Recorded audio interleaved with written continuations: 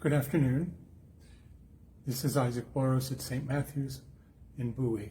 Today is Saturday, May 30th, and it's the Vigil of Pentecost. I'd like to take a few minutes to talk to you about a very famous hymn to the Holy Spirit, known as Veni Creator Spiritus.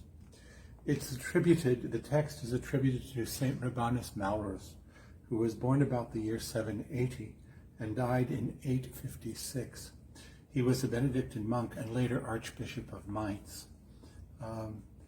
His feast day is the 4th of February, and he was a disciple of Alcuin of York, who was the education minister of Charlemagne. This hymn is sung at almost every important event in the Catholic tradition. That includes the Anglicans. So we're talking about the election of popes, the coronation of monarchs, opening of councils or synods, ordination of bishops, priests, and deacons, dedications of churches, and at vows ceremonies for monks and nuns. There are more than 50 English translations of this text. The earliest is by Archbishop Cranmer, who was the last Archbishop of Canterbury under Henry VIII. This is the only attempt by Cranmer to write English liturgical verse, and that was in the year 1550. Another translation by Bishop John Cosin was made in 1625 for the coronation of Charles I. In 1693, John Dryden, a rather famous poet, as some of you may know, did another translation. Our current Methodist hymnal has a translation at number 651. This is essentially Cosin's translation. The tune there is a 19th century version of the Gregorian chant tune. You can find a similar text at UMH number 603. This is a text by Charles Wesley, composed in 1740, and it is based on both Veni Creator Spiritus and another Holy Spirit text, Veni Sancte Spiritus, written in the 12th century. There are two German translations currently in use. The more popular one is Martin Luther's, Komm Gott, Schöpfer, Heiliger Geist, and another one done in 1972 by Friedrich Dörr, Komm Heiliger Geist der Lebensschaft. Both the text and the tune have been used by composers down the centuries. The first one I could find was an organ setting of the tune by Girolamo Cavazzoni around 1550. Jean Titeluz in 1624, Nicolas de Grigny about 1699. Bach did two settings of the German form of the chorale, the first one around 1714.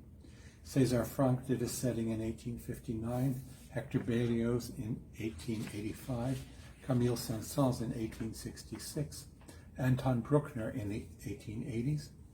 Gustav Mahler used it in his 8th Symphony in 1906. Maurice Duruflé wrote a very famous set of variations in 1930. That same year, Karl Szymanowski did a setting. In 1962, Paul Hindemith did a fantasy and fugue for piano based on it. In 1958, Zoltán Gárdonyi did an organ piece on it, and he also did a festive toccata based on the tune in the current year, just recently published. Karl-Heinz Stockhausen in 2005, and Arvo Pärt in 2006. I'm going to play for you the chant tune, and then I'll play the form that Luther provided for his congregations, and then I'll play one of the variations of Nicolas de Grigny.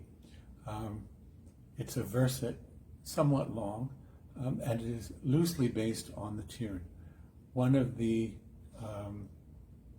conventions about Holy Spirit music is that it's in triple time. And so this is sort of a little jig. It has only two voices, two parts, but it's quite charming. So you'll hear the chant tune, the Luther version, and then the de Grigny.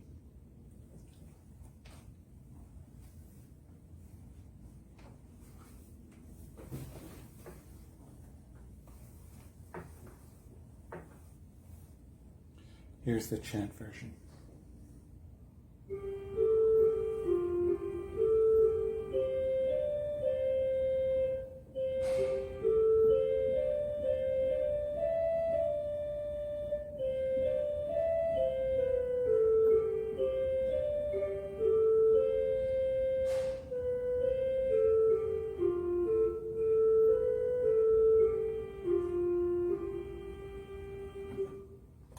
Here's Luther's version.